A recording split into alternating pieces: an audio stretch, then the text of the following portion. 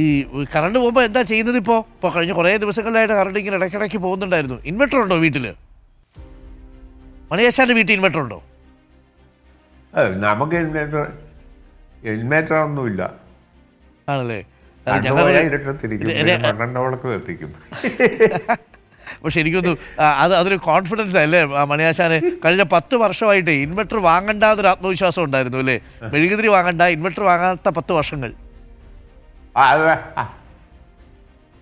പിന്നെ ഇൻവെർട്ടർ ഒന്നും വേണ്ട, കറണ്ട് ഉണ്ടാകുമായിരുന്നു. അതുണ്ടാകണമെങ്കിൽ ഒരു കാര്യമാണ്, എന്നും വൈദ്യുതി നമ്മുടെ ആവശ്യത്തിന് ഇവിടെ ഉൽപ്പാദിപ്പിക്കുന്നില്ല.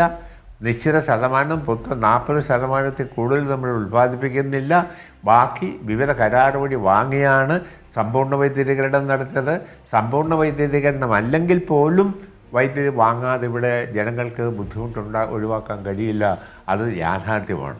അതിനോട് വേണ്ട നില പ്രതികരിക്കാതെ സതീശനും അദ്ദേഹത്തിൻ്റെ വൈദ്യുതി വകുപ്പ് മന്ത്രിയും ആളുകളുടെ കയ്യിൽ കണ്ണിൽ മണ്ണിടുന്നതിന് പൊടിയിടുന്നതിന് ഒരുവരെ തട്ടിപ്പ് നടത്തുകയാണ്, പ്രസംഗിക്കുന്നത്, പ്രചരിപ്പിക്കുന്നതെന്നാണ് എൻ്റെ വിമർശനം.